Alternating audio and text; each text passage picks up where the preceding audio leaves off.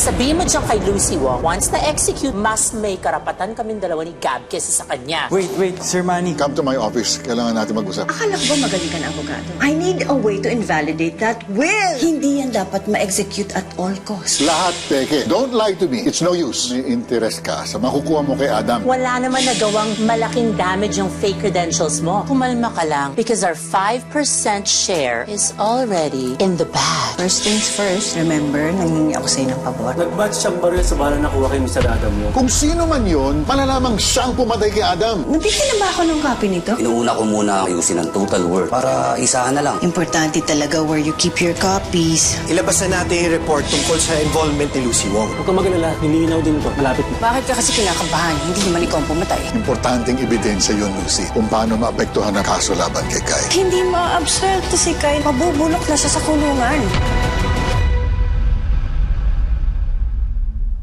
Walang nabigay na kopya ng binasang will. Ang sabi kasi, magkikita-kita daw kami para sa maayos na usapan. Masyado kasing nagalit si Auntie Lucy ng mga araw na yun eh. Ang alam ko kasi sa mga ganyang kaso, kung wala kayong makukuha o mapoproduce na original copy ng last will, babalikan lahat sa kung ano nakasaad sa batas. Na ano? May percentage sa mga paghahatian ng legal na asawa, legitimate at illegitimate children, at ilang beneficiaries. Siyempre, pinakamalaki ang parte na makukuha ng legal na asawa.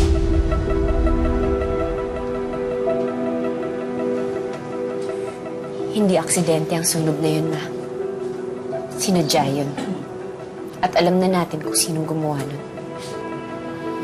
Hayop. Demonyo na talaga.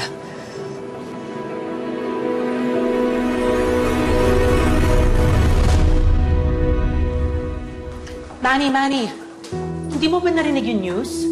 Si Attorney Marquez critical. Yes, I called his office. Kasama ang kopya ng last will and testament sa mga nasunog. Pati na rin ang digital copy. Ang video ni Adam ay nasunog kasama ng cellphone ni attorney. Paano yan? Anong pwede natin gawin? Baka ho pwede kayo tumistigo tungkol sa laman ng will. Andun naman ho kayo nung reading po ng last will. Isa ako sa mga beneficiaries, hindi ako mapapayagan. So, gano'n na lang yon? Mawawala na lang yung inheritance namin na parang bula? May pag-asa pa ba? Actually, meron. Kailangan ma-produce ang original copy ng last will ni Adam. Yan lang makakapagpatunay na may last will na dapat sundin. Excuse me.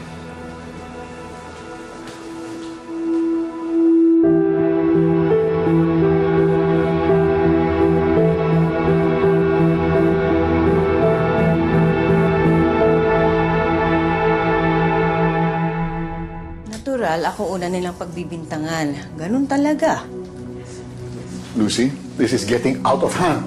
Excuse me? Pinagbibintangan mo ba ako?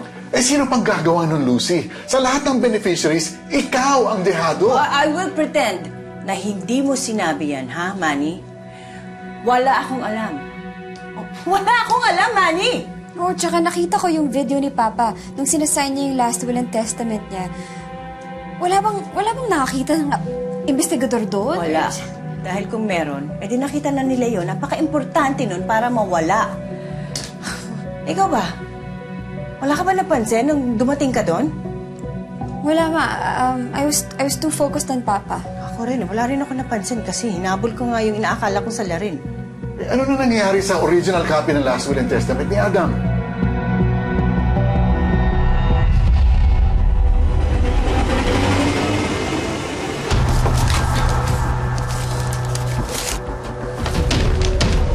Walang naisalbang kahit anumang gamit sa dalawang magkaibang sunog.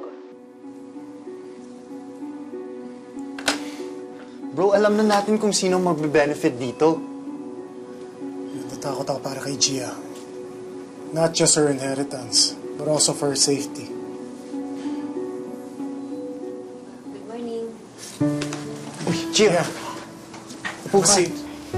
Idadaan ko lang tong designs para dun sa project sa Pasig. Uy, next week pa ito due ah. Aga naman. Baka masyado kami masanay niyan. Okay lang, para kung sakaling may ipaparevise kayo para mabago ko na rin kaagad. Hindi, sige, okay na yan. Padala natin para mas mabilis yung takbo ng project. Sige. Uy, lunch break na pala tayo. Sama ka, Gia. Yeah, tara. Sige, mauna na rin ako. Next time na lang siguro. May kailangan din kasi akong puntahan. Dadaan pa kasi ako ng ospital. I-check ko lang kung kumusta yung lagay ni Atty. Marquez. Safe ba pumunta dun? Parang sinadya yung sunog. Oo, baka madamay ka pa. Or baka nandun rin yung kaaway ng lawyer nyo. If you want, we can go with you. Hindi na, okay lang. Mabilis lang naman ako dun eh. Dadaan lang ako. Sige, mauna na ako.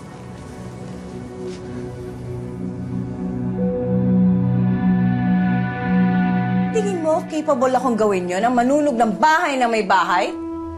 Tinatanong lang kita kung may alam ka ba sa nangyari. Lucy, Atty. Marquez is in the hospital in a coma right now. Ngayon, arson lang ang kaso. Magiging attempted homicide. Mabigat yun, Lucy. How dare you! Pinag-iisipan mo nga ako. Lucy, pagdating sa motibo, as far as the investigation is concerned, you are at the top of the list. Abogado si Atty. Marquez. Sa tingin mo walang ibang kaawa yon? Ako lang ba ang pwedeng gumawa nun? Mo, Ninong Manny, pati si Mama, sinisisi mo. Papaalala lang ako. Pwes, naiinsulto ako sa paalala mo. We're on the same side here, okay? Don't get me wrong. Okay. Ma, Ninong Manny, nakausap ko na yung legal department. Okay? Sinabi nila sa akin na since hindi na natin mariretrieve yung original will ni Papa, kailangan sumunod tayo sa batas. Ang sabi sa batas, 50% ang inheritance mapupunta dapat sa legal wife. Yun naman talaga ang dapat. Yung remaining 50% mapupunta sa legal na anak. Meaning you, Dana. At para dun sa bastardang Gia yon, 50% na lang na makukuha mo. Maliit. Compared sa kung anong dapat makuha niya. But anyway, hindi naman dito kasama si Tita Kai at si Michael. Sinagat. Maghahabol yung mga yon. Ano maghabol sila? Kung gusto nila maghabol, baka hingali na sila. Hindi pa nila matanaw ang finish line. Tsaka maraming paraan para mapatagal ang paghahabol. Ni isang kusing, mamamatay sila na hindi nila mahahawakan ng pera namin. I'm telling you, lalaban sila. Karapatan lang nila hinahabol. Wala silang karapatan. Wala dapat karapatan ng mga taong mga agaw ng asawa na may asawa. Excuse me. Ano sila? Lucky? Lucy, walang kasalanan ng mga bata. Yung anak, hindi naman nila ginusto na... Cut the crap, Manny. Ginusto ng mga ina nila yon. Dahil noon pa lang, mapera na si Adam. At itong mga anak na to, gustong-gusto na rin nila kasi makikinabang sila. Exactly. Tsaka hanggang kailan ba nila kayang lumaban? Wala nga silang kapera-pera. Ha? Kaya tignan mo, andali, lahat ng amin, ang bilis mapunta, ang bilis bumalik sa amin. Kasi kung ano yung amin ni Mama, amin lang yun.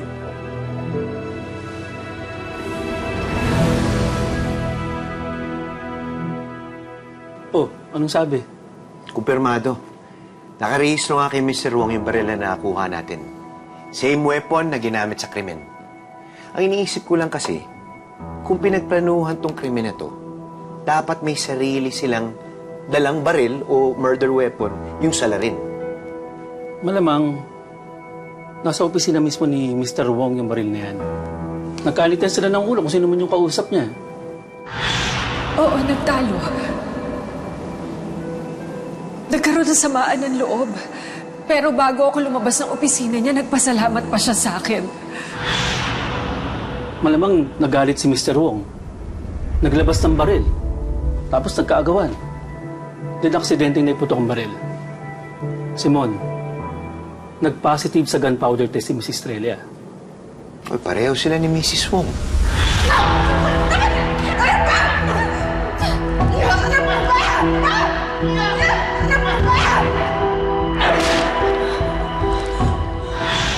Sige, sabihin na lang natin na iwan talaga yung baril doon sa may fire escape nung matapos nilang mabitawan. Ibig sabihin nito, posibleng may third person na nakakuha nun at nasabi.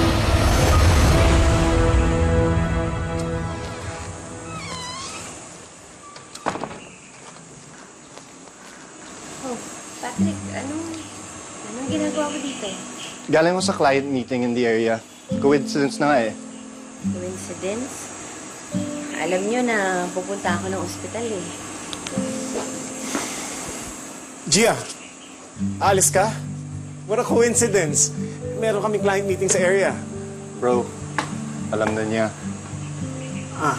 Sa susunod, mag-usap kayo ha para hindi pareho yung sinasabi ninyo. Teka, sinustok niyo ba ako? Stalker ba kayo? Grabe, stalker ka. Stalkers agad. More like guardian angels. Yeah, Gia, we know you're strong. Pero sa mga panahon ngayon, okay lang na hindi ka maging mag-isa. O, nagtago mismo si Lucy Wong. Pagkatapos, pinilanta niya sa sarili niyang opisina para mapatunayan mayroong third person na involved. Hindi. Imposible kasi simula umpisa pa lang, ipinagdidiinan na ni Lucy na si Kaya may gawa eh. Ano, guguluhin niya yung sarili niyang akusasyon? Ihina yung laban niya kay Kai. Malinaw na imposible si Kai Estrella nagplanta ng baril na yan. Kasi simula nung gabi ng krimen, nakakulong na siya dito. So, ibig sabihin, isa sa daang-daang empleyado ng kumpanya na pumasok sa opisina ang murderer. Para tayong naghahanap ng karayom sa dayami. Nakakuha ba kayo ng CCTV records kung may nakapasok ba sa opisina ni Lucy Wong nung umagang yun? Oo, pero wala namang nakita na ibang pumasok doon sa opisina. Bago pa, nagbukas pa lang yung 5 a.m. yung CCTV. So, ang ibig sabihin, naiplanta na yung baril na yan bago pa mag-alas 5 ng umaga. Paano? Hindi naman nagpapapasok ang security nang hindi pa office hours. Alam mo kung sino man yung salarin na yan, malamang nasa loob na yan ng building mula nung gabi ng krimen hanggang naiplanta niya yung baril na yan.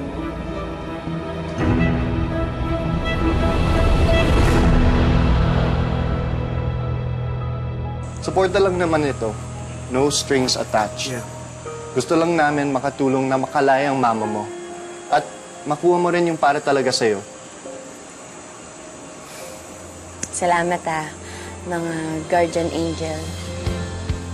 By the way, hindi naman sa nag-i-interest or something. Curious lang talaga ako. If you don't mind me asking, gaano ba kalaki yung mana mo? Pat, what are you doing? Tatanong lang ako. Magkakaibigan naman tayo dito. Alam naman ni Gia na hindi tayo opportunista. Curious lang talaga ako. So, hindi mo kailangan sabihin yung exact figures, pero mga around what? 50. 50. Not bad. Pero, di ba billionaire ang papa mo? Bakit 50M lang? 50% na lahat ng ari-arian ni Papa. God! Ilabas niyo na ang last will! Para niyo nang awa! Ilabas niyo na! Alright. Pero Gia, sa'yo pinagkatiwala ng papa mo ang majority na meron siya. Maybe he knows you'll take good care of it. Diba?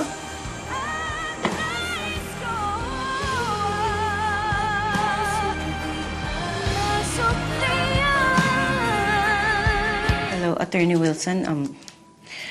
Should I be worried? Wala kayong dapat ipag-alala, Mrs. Wong. Hindi yun sapat para italisin yung kaso. Oh, that's good to hear. Tawagan mo na lang ako kung merong problema, ha? Ano sabi ni attorney? There's nothing to worry about. Basta kinonfirm lang nila na baril nga ng papa mo yung nakuha dito. And that meron daw possibility na mayroong ibang unidentified na person na involved sa case. Tingin ko, Ma, mas lumalaki na ang tsansa na makakalabas ka na dito. Lumabas na ang murder weapon. Oo nga. Anak, malaking tulong yun sa kaso ko. Sino kaya yung third person? Sino kaya yung hinahabol ni Lucy noon? Yun ay kung may hinahabol talaga si Auntie Lucy, Ma. Okay, so, off the hook na ba si Tita Kai? Off the hook? Of course not. We will make sure na hindi mangyayari yan.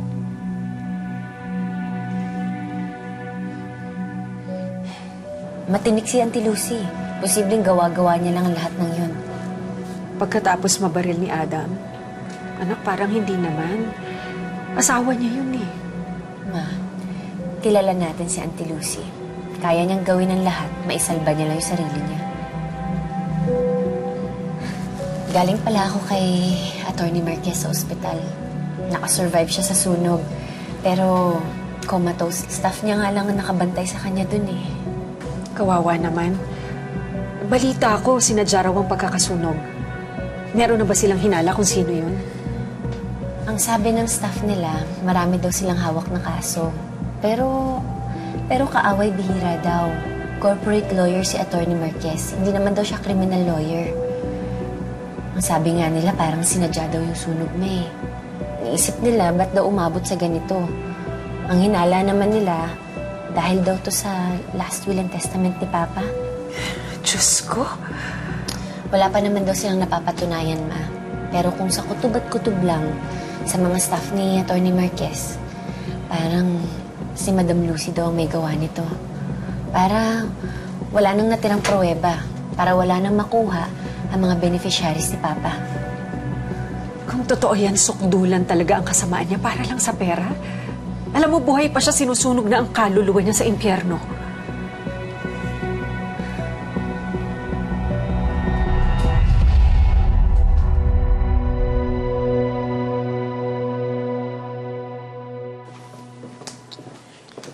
I'll send the paperwork ng budget once ma-approve na ng board.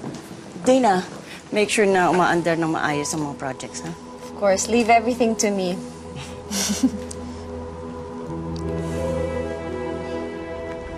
Auntie Lucy. Balik ka ng balik talaga dito, no? Sa bagay, like mother, like daughter. Singkapal ng pader yung face nyo. Alam mo, Ma, I think kailangan natin hipitan ng security natin dito. Kasi pati ang mga askal nakakapasok. Hindi ako pumunta dito para makipagtalo sa inyo. Pumunta ako dito para ayusin ang naiwang problema ni Papa. Yeah, I heard na comatose si Attorney Marquez. Wala ni isang kopya ng will. Tusk. Ang bilis naman maging malas ng buenas mo. Ganun talaga pag hindi mo deserve. Agad-agad na nawawala sa'yo. O ganito na lang, Gia. Wala tayong ibang magagawa kundi sumunod sa batas. Sabi nga nila, the law is the law. Meron ka pa rin naman makukuha bilang bastarda ni Adam. Yun nga lang, hindi kasing laki ng inaakala mo. Wala na rin talaga kayong magagawa. Until magising si Atty. Marquez. Until then, tumunga nga muna kayo. Maghintay ng milagro. Mga desperado. Hindi kami desperado. Ang desperado, sila yung mga taong nagmamanipula ng sitwasyon, makuha lang ang gusto. Expert ka dyan, di ba? Mga agaw ng asawa, anak, mana. Ano? Hindi ka pa talaga nakapag-move on? Gusto mo ulit-ulitin talaga natin? Gusto mo balik-balikan natin ang nakaraan? O sige, nang agaw ng asawa, napagbayaran ko na. Sobra-sobra pa. Nang agaw ng anak, husgado na mismo ang nagdesisyon na ibalik sa akin ang anak ko. Nang agaw ng mana, si Papa ang nagbigay sa akin nun at wala akong hiningi sa kanya na kahit na ano. Alam mo, pinag-iisipan ko nga kung bakit naging ganun ang desisyon ni Papa. At dahil kilala ko siya, sigurado ako na may masama kang ginawa kung bakit natapyasan ng ganyang kalaki ang mana mo. Maring hindi ko alam yun ngayon, pero malalaman ko rin. Mapapahiya ka pa kaya? Or manhid ka na sa kasamaan ng ugali mo? Ano? Tama na. Tumigil na kayo dalawa. That's enough. Ano ko, Dana? Huwag mo nang pag-aksayahan ng atensyon niyang one-day billionaire na yan. Hello?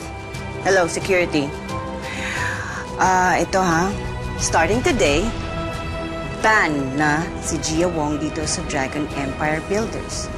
Ni anino niya, hindi pwedeng makatungtong. Okay? Thank you. Kawawa naman. Hindi man lang nakapag-shopping na wala ng mana. Malas.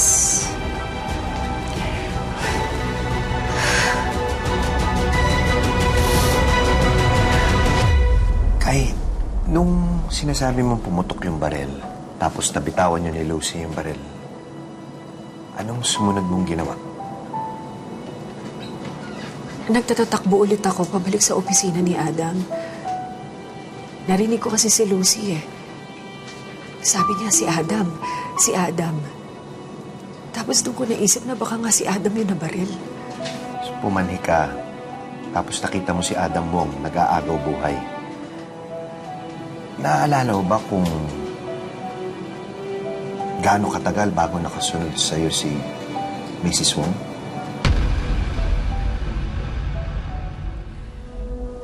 Hanggat hindi nagigising si Atty. Marquez, walang kasiguraduhan kung may maglalabas pa ng kopya ng Last Will and Testament. Tito Manny, kailangan ko ang tulong niyo. Anong tulong? Digital copy ang natanggap ni Atty. Marquez. Ngayon, wala maka-access sa cellphone at email niya. Company email ni Papa ang kailangan natin dito. Sana matulungan niyo akong buksan to. Baka may mahanap tayo doon. Wala rin naman akong access sa company email ni Adam, Gia. Alam mo naman kung gaano kapribado ang papa mo. At isa pa, siguradong hindi pa payag si Lucy. I'm sorry. Hindi kita matutulungan.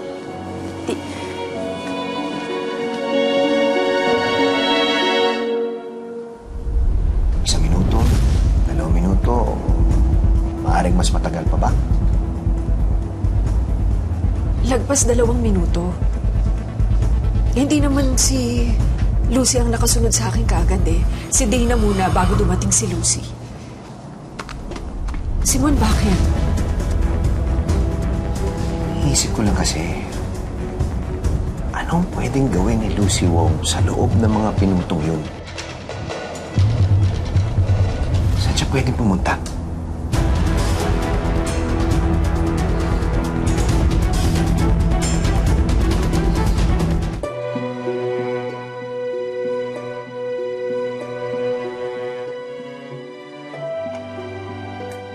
Connect me to the head of the IT department. Oh, I need access sa email ni Adam. Maaring may mahalagang impormasyon doon na kailangan natin para sa investigation. I need that access ASAP. Thank you.